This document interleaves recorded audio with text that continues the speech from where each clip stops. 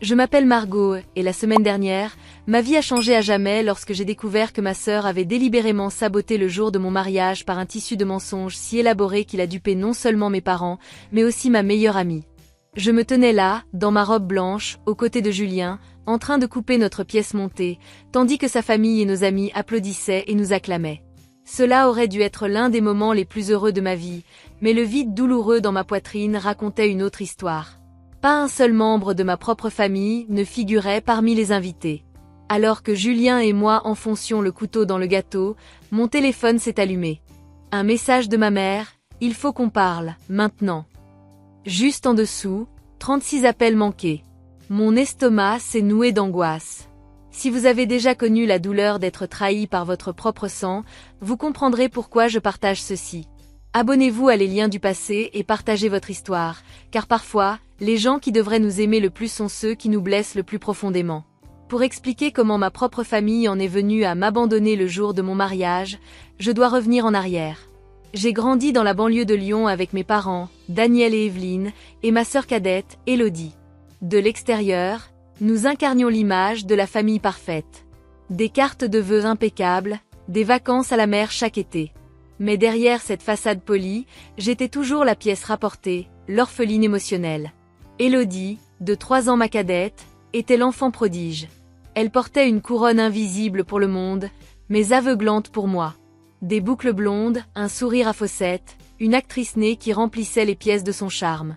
Danse classique, violon, théâtre, peu importe la discipline, elle brillait. Je n'en voulais pas à ses talents. Ce qui me blessait, c'était la différence de traitement. Lorsque j'ai été acceptée dans une prestigieuse classe préparatoire scientifique, je me suis précipitée à la maison, la lettre à la main.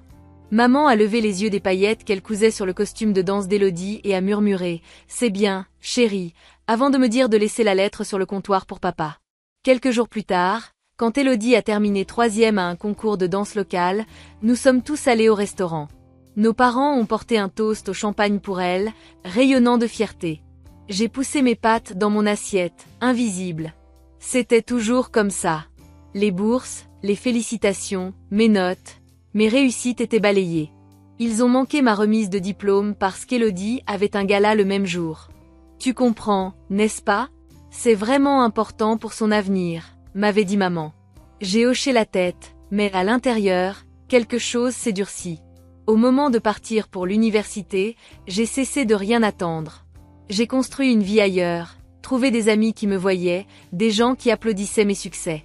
Ma meilleure amie, Noémie, est devenue ma famille de cœur. Elle s'est assise sur les chaises vides que mes parents avaient promis d'occuper lors de ma remise de diplôme. Des années plus tard, j'ai rencontré Julien. Un homme qui n'a pas sourcillé en entendant mon histoire. Il a écouté, m'a pris la main et m'a dit que je méritais mieux. Sa famille, chaleureuse et bienveillante, m'a donné un aperçu de ce que pouvait être l'amour inconditionnel. Sa mère m'appelait juste pour discuter. Son père m'envoyait des articles sur les avancées scientifiques. Sa sœur est devenue la frangine que j'avais toujours voulu. Et quand Julien m'a demandé en mariage dans le petit théâtre où nous avions eu notre premier rendez-vous, j'ai dit oui entre rire et larmes. Mais dès que la bague a été à mon doigt, mes vieilles peurs ont ressurgi. Ma famille s'en soucierait-elle? Viendrait-il seulement? J'ai appelé mes parents le lendemain. La voix de maman était froide. Distraite. Félicitations, oui, mais elle a immédiatement enchaîné sur le dernier triomphe d'Élodie. Même mes fiançailles ne suffisaient pas à capter leur attention. Pourtant, je me suis accrochée à l'espoir. Nous avons prévu un petit mariage à Annecy. 60 invités, simple et magnifique. Les faire-part ont été envoyés, y compris à mes parents et à Élodie. Pas de réponse. Des semaines ont passé. Chaque appel était le même, des promesses vagues, aucun enthousiasme, aucune offre d'aide. Puis, 2 semaines avant mon mariage, je l'ai vu. Le post Instagram d'Élodie, un diamant étincelant au doigt. Il a demandé. J'ai dit oui. Hâte de célébrer ça ce week-end. Ce week-end-là, le week-end de mon mariage. Quand j'ai appelé ma mère, elle m'a expliqué d'un ton léger que la fête de fiançailles d'Élodie était prévue pour ce fameux samedi. Pourrais-tu peut-être décaler? Ils ont déjà versé des acomptes. Décaler mon mariage? Pour une fête de fiançailles? J'ai supplié. J'ai pleuré. Ils m'ont ignoré. Élodie elle-même m'a envoyé un SMS disant que je pourrais peut-être passer à sa fête après ma réception, comme si mon mariage n'était qu'un brunch décontracté. Et ainsi, la veille de mon mariage, alors que la famille de Julien se réunissait chaleureusement autour de nous pour le dîner de répétition, mon côté de la table restait vide. La place de mon père, destinée à celui qui devait me conduire à l'hôtel, était inoccupée. Mon téléphone a vibré avec un dernier SMS de ma mère, trop occupée à préparer la fête d'Élodie. Bonne chance pour la répétition. Je t'aime. Ce soir-là, désespérée, j'ai appelé mon père. Il a dit qu'il devait aider aux préparatifs d'Élodie. Il ne serait pas là pour me conduire à l'hôtel. Quelque chose s'est brisé en moi, mais le pire était encore à venir. Noémie, ma meilleure amie, ma témoin, m'a envoyé un SMS vague prétextant une urgence familiale. Et puis je l'ai vu, son commentaire sous la photo Instagram d'Élodie. Tu es magnifique. Hâte d'être à demain. Elle ne venait pas non plus. Tous ceux que j'aimais avaient choisi Élodie. Tous. Le matin de mon mariage, je me suis réveillée dans une chambre d'hôtel qui semblait trop grande, trop silencieuse et bien trop vide. Mon oreiller était encore humide des larmes avec lesquelles je m'étais endormie. Pendant un moment, je suis restée là à fixer le plafond, la poitrine lourde de savoir que les gens qui auraient dû être à mes côtés, mes parents, ma sœur, ma témoin m'avaient tous tourné le dos. Le téléphone a sonné. Mon cœur a bondi avant que la raison ne me rattrape. Ce n'était pas eux. C'était Alice. Alice Tournier avait été ma colocataire à la fac des années auparavant. Le genre d'ami qui entre et sort de votre vie, mais avec qui vous partagez l'histoire des conversations nocturnes et du stress des examens. Elle était dans le hall de l'hôtel, disait-elle, avec du café et des viennoiseries. Pouvait-elle monter? Je ne m'attendais pas à ce qu'elle soit là. Je l'avais invitée par nostalgie, sans jamais penser qu'elle ferait le déplacement. Mais 10 minutes plus tard, elle était à ma porte, souriant brillamment avec un plateau en carton dans les mains. Un seul regard sur mon visage et sa joie a vacillé. « Oh, Margot !» a-t-elle murmuré, posant tout avant de m'envelopper dans une étreinte avant que je ne m'effondre. Les larmes ont coulé, implacables. J'ai tout avoué. L'absence de ma famille, la fête d'Élodie, la trahison de Noémie. Les mots se déversaient comme une crue. Alice n'a pas reculé, n'a pas essayé de me faire taire avec des banalités. Elle a juste écouté. Et quand je me suis finalement tue, octant mes derniers sanglots, elle a dit quelque chose qui m'a surprise. « Si tu veux de moi, je serais honorée d'être ta témoin aujourd'hui. » J'ai cligné des yeux. « Tu ferais ça? Après tout ça ?» Elle a souri. « Bien sûr. À quoi servent les amis? Tu n'as pas besoin des gens qui t'ont abandonné. Tu as besoin des gens qui te choisissent. Je suis là. Et je ne vais nulle part. » C'était la première lueur de lumière ce matin-là. J'ai hoché la tête, la gorge trop serrée pour répondre, et je l'ai laissé prendre les commandes. Elle a confirmé les rendez-vous coiffure et maquillage, m'a tendu des mouchoirs quand j'en avais besoin, m'a fait rire avec de vieilles histoires de fac jusqu'à ce que ma poitrine me fasse un peu moins mal. Au moment où la coiffeuse épinglait la dernière mèche de mes cheveux et que la maquilleuse appliquait la dernière touche de poudre sur mes joues, je ressemblais à nouveau à une mariée. Radieuse, même. J'ai enfilé ma robe, la dentelle fraîche contre ma peau, et pendant un instant, j'ai presque pu prétendre que c'était le jour dont j'avais rêvé. Presque. Puis, on a frappé à nouveau. Alice a ouvert la porte pour trouver Robert, le père de Julien, debout dans son smoking, les mains jointes nerveusement devant lui. « J'espère que je ne dérange pas », a-t-il dit, me regardant avec ses yeux bruns bienveillants. « Julien a mentionné que ton père ne serait peut-être pas là. Je voulais te proposer. Si tu veux que quelqu'un t'accompagne à l'hôtel, ce serait un honneur. » J'ai craqué à ce moment-là, non pas de douleur, mais de gratitude. « Oui », ai-je chuchoté. « Oui, s'il vous plaît. » Le poids s'est un peu plus allégé. Sur le lieu de la cérémonie, j'ai tendu mon téléphone à Alice et lui ai demandé de l'éteindre. Je ne pouvais pas supporter un autre vibrement me rappelant leur absence. Je voulais que cette cérémonie, ce mariage, soient les miens, immaculés. Les invités ont rempli les sièges, bien que de mon côté, il y ait des vides flagrants là où ma famille aurait dû être. Quand la musique a commencé, Robert m'a offert son bras. « Prête ?» a-t-il demandé. J'ai hoché la tête, la gorge trop serrée pour les mots. Marcher dans cette allée était comme traverser un brouillard. Les visages étaient flous, les chuchotements tourbillonnaient, mais tout ce que je pouvais voir, c'était Julien au bout, qui m'attendait. Son expression admirative, certaine, pleine d'amour a percé la brume. Il était réel. C'était réel. À l'hôtel, Robert a placé ma main dans celle de Julien et la douleur dans ma poitrine s'est émoussée. Les doigts de Julien ont enveloppé les miens, m'ancrant au sol. « Tu es incroyable », a-t-il chuchoté. Et puis ça a commencé. Les vœux, les promesses, le rire qui a éclaté quand le cousin de Julien a failli faire tomber les alliances. Les mots de Julien étaient tout ce que j'avais désiré entendre toute ma vie.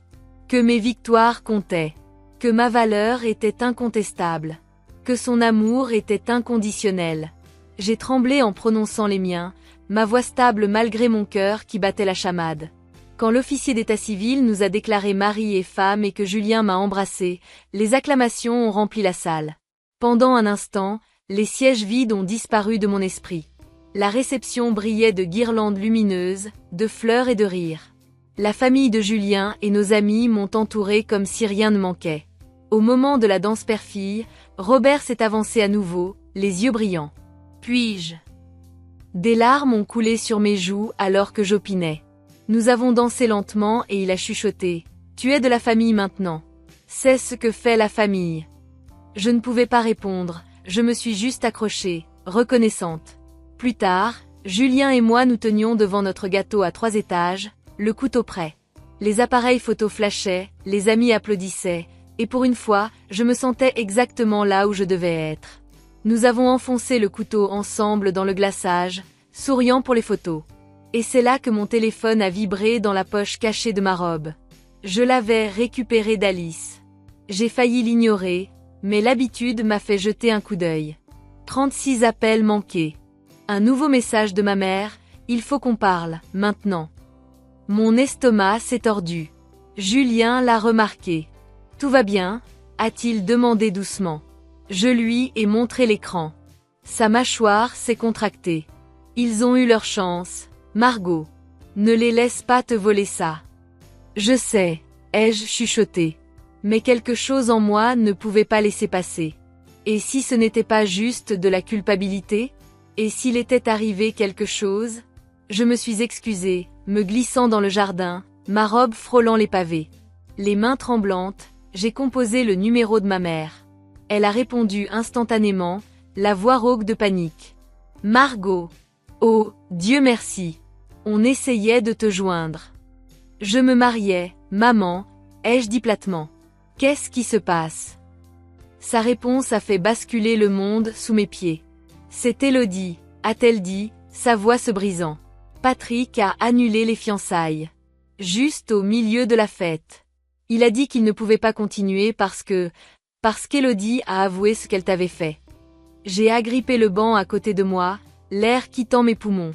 De quoi parles-tu ? Elle nous a menti. Surtout. Ma mère chuchotait. Elle nous a dit que tu avais changé la date de ton mariage, que tu ne voulais pas de nous là-bas, que tu lui avais demandé de garder le silence pour que tu n'aies pas à nous gérer. Elle nous a montré de faux SMS. Margot. Elle a intercepté tes faire-part. Elle nous a fait croire que tu ne voulais pas de nous. J'ai pressé ma main sur ma bouche. La voix de mon père a suivi, tendue par la honte. On aurait dû se poser des questions, ma chérie. Mais elle était convaincante. Elle pleurait. Elle jurait que tu avais dit ces choses. On l'a cru. Et Noémie, ai-je réussi à articuler. Pourquoi m'a-t-elle trahi ? Elle a dit à Noémie que tu l'avais remplacée comme témoin. Mon père a admis. Elle a fabriqué de faux messages. Noémie pensait avoir été écartée, et Élodie l'a convaincue de venir à la fête à la place. Le jardin tournait autour de moi. Ma propre sœur avait tout orchestré. Chaque absence, chaque trahison. Et ma famille, mes parents, ils l'avaient cru sans jamais m'appeler une seule fois pour vérifier. Je suis restée figée sur le banc du jardin, mon téléphone collé à l'oreille, l'air nocturne froid contre ma peau, bien que mon corps brûlât de 100 émotions à la fois. Rage, incrédulité, tristesse si profonde qu'elle me creusait de l'intérieur. Les voix de mes parents s'échappaient du haut-parleur, chargées de regrets et de honte, mais je ne pouvais pas les entendre clairement par-dessus les battements de mon cœur. Elle a tout inventé, a chuchoté ma mère à nouveau, comme si le répéter pouvait rendre la chose moins grotesque. Elle a créé de faux messages, Margot, qui te faisaient passer pour cruelle, méprisante. Elle nous a dit que tu ne voulais rien avoir à faire avec nous. Elle a même effacé tes vrais messages vocaux quand elle nous empruntait nos téléphones. Et on l'a cru. J'ai fermé les yeux, la trahison se posant sur moi comme une couverture de plomb. Toutes ces nuits où j'ai appelé et supplié que vous soyez là, ai-je dit, ma voix se brisant. Tous ces messages.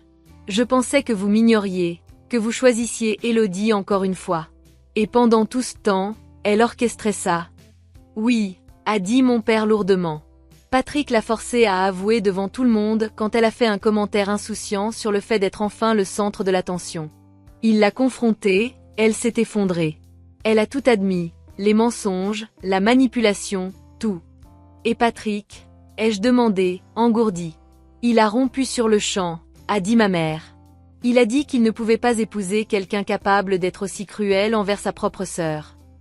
Pendant un instant, j'ai senti quelque chose de vif et de laid en moi se tordre de satisfaction. Mais cela a été noyé presque instantanément par le chagrin.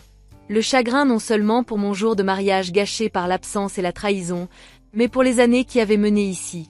Toutes les fois où je m'étais dit que je n'étais pas aimée alors que j'avais peut-être simplement été déjouée par les manigances d'Élodie. Pourtant, la question me martelait l'esprit. Pourquoi l'avoir crue, elle, plutôt que moi? Après tout, après une vie entière à vous supplier de me voir? Le silence s'est étiré sur la ligne. Puis ma mère a dit doucement, parce que c'était plus facile. Parce qu'on a toujours cru la version d'Élodie. On t'a failli, Margot. On t'a failli encore et encore. J'ai avalé difficilement, les larmes brûlantes contre mes joues. Où est-elle maintenant? Elle s'est enfuie. Mon père a dit. On ne sait pas où elle est allée. J'ai hoché la tête bien qu'il ne puisse me voir. Je ne peux plus parler de ça. Je suis à ma réception de mariage. Vous avez déjà manqué tout ce qui comptait. On parlera plus tard. S'il te plaît, est-ce qu'on peut te voir ce soir? Peut-être, a demandé ma mère, le désespoir dans la voix. J'ai hésité, puis j'ai dit, nous serons de retour à l'hôtel à 23 heures. Retrouvez-nous dans le hall. Et j'ai raccroché avant qu'il ne puisse en dire plus. Quand je suis retournée dans la salle de réception, Julien m'attendait juste à l'entrée, l'inquiétude gravée sur le visage. Qu'est-ce qui s'est passé? Je lui ai raconté par fragments, incapable de sortir les mots proprement. Sa mâchoire s'est serrée, mais il m'a tenu fermement, chuchotant, peu importe ce qu'elle a fait. Tu m'as moi. Tu nous as nous. Et je me suis accrochée à lui, parce qu'il avait raison. Mais quand même, quelque chose en moi souffrait d'une blessure si profonde qu'il faudrait plus que des rassurances pour guérir. 6 mois plus tard, la blessure était toujours là, bien que moins vive. Julien et moi avions emménagé dans un appartement confortable à Bordeaux, le remplissant du genre de chaleur que je n'avais jamais connu dans mon enfance. Mes parents avaient commencé une thérapie, individuellement et ensemble. Ils m'ont demandé de me joindre à eux, et avec hésitation, j'ai accepté. Les séances étaient désordonnées. Des années de négligence et de favoritisme ne se démêlent pas proprement, mais lentement, de petites pièces ont commencé à bouger. Élodie a disparu pendant 3 jours après la rupture de ses fiançailles, puis a refait surface chez mes parents, hagarde et secouée. Ils l'ont poussée à suivre une thérapie, et à ma grande surprise, elle a accepté. Il a fallu 2 mois avant que j'accepte de la voir. Nous nous sommes rencontrés dans un café calme. Elle était assise en face de moi, les mains tremblantes autour d'une tasse dans laquelle elle ne buvait jamais. Je ne sais pas comment commencer, a-t-elle dit, la voix plate. Désolée semble inutile. Alors dis-moi pourquoi, ai-je dit. Pourquoi ruiner mon jour de mariage? Pourquoi monter tout le monde contre moi? Elle a tressailli, ses yeux baissés. Parce que j'étais jalouse. J'ai ricané. Tu avais tout. Leur amour, leur attention, tous les projecteurs. Son regard s'est levé, aqueux, mais stable. Pas de la façon dont tu penses. Oui, il me louait, mais c'était toujours conditionnel. Je devais être parfaite, charmante, en représentation. Je n'ai jamais pu être moi. Et puis je t'ai regardé construire une vie qui était réelle. Des amis qui t'aimaient, un homme qui t'adorait, une carrière qui était à toi. Je me sentais vide à côté de toi. Alors tu m'as détruite à la place. Ma voix est montée. Tu aurais pu célébrer avec moi. Tu aurais pu être à mes côtés. Je sais, a-t-elle chuchoté. Je le savais même à l'époque. Mais je ne pouvais pas le supporter. Je voulais ce que tu avais. Et quand je ne pouvais pas l'avoir, je voulais te le prendre. C'était cruel, impardonnable. Je ne m'attends pas à ce que tu me pardonnes. Ces mots n'ont rien guéri, mais ils ont ouvert une brèche. Pour la première fois, je ne voyais pas l'enfant prodige, mais une femme effrayée façonnée par la même famille brisée, d'une manière différente. Reconstruire la confiance avec mes parents a été lent. Ma mère a commencé à appeler pour prendre des nouvelles de moi, de mon travail, de ma vie. De Julien. Mon père m'envoyait des articles sur des avancées biomédicales, posant des questions réfléchies. Ce n'était pas parfait, mais c'était quelque chose. Pour la première fois, je sentais des lueurs de reconnaissance. Avec Noémie, ce fut plus dur. Quand elle a réalisé qu'Élodie l'avait dupée, elle a été dévastée. Elle a écrit des lettres, envoyé des fleurs, laissé des messages vocaux pleins de regrets. Des semaines plus tard, j'ai finalement répondu à l'un de ses appels. Tu aurais dû m'appeler directement, ai-je dit. Tu as cru Élodie plutôt que moi sans demander. Tu as cru le pire. Je sais, a-t-elle dit à travers ses larmes. Et je suis désolée. Je passerai autant de temps qu'il le faudra pour te prouver que je veux toujours être ton amie. Je ne lui ai pas pardonné à ce moment-là, mais je n'ai pas raccroché non plus. Lentement, douloureusement, nous avons commencé à reconstruire, bien que la proximité que nous avions autrefois ne soit pas revenue facilement. De manière inattendue, Alice est devenue un pilier permanent dans ma vie. La femme qui s'était présentée le matin de mon mariage sans hésitation faisait maintenant partie intégrante de notre cercle, se joignant à Julien et moi pour des dîners, apportant rire et loyauté que je n'avais pas réalisé qu'il me manquait. Pour notre premier anniversaire de mariage, Julien et moi avons organisé un petit dîner dans notre appartement. Mes parents sont venus, apportant un album de vieilles photos qu'ils avaient compilées. Un geste si étranger qu'il m'a fait monter les larmes aux yeux. Élodie est arrivée discrètement, apportant un cadeau réfléchi et aucune trace de ses anciennes théâtralités. Au milieu du repas, Julien a tapoté son verre. « Nous avons une nouvelle », a-t-il dit, les yeux pétillants. J'ai hoché la tête, ma main sur mon ventre. « Nous attendons un enfant », a-t-il annoncé. Bébé est prévu pour juin. La table a explosé de joie.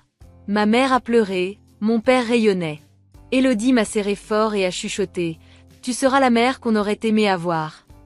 Plus tard, alors que Julien et moi rangions, il a demandé « Es-tu heureuse de la situation actuelle ?» J'ai réfléchi soigneusement avant de répondre. Je suis en paix. Ce n'est pas parfait, et ça ne le sera jamais, mais nous construisons quelque chose de nouveau. Et avec ce bébé, je ferai en sorte qu'il ne remette jamais en question sa valeur, qu'il ne se demande jamais s'il est aimé. Le cycle s'arrête avec moi. Et à ce moment-là, pour la première fois de ma vie, j'ai cru que c'était possible.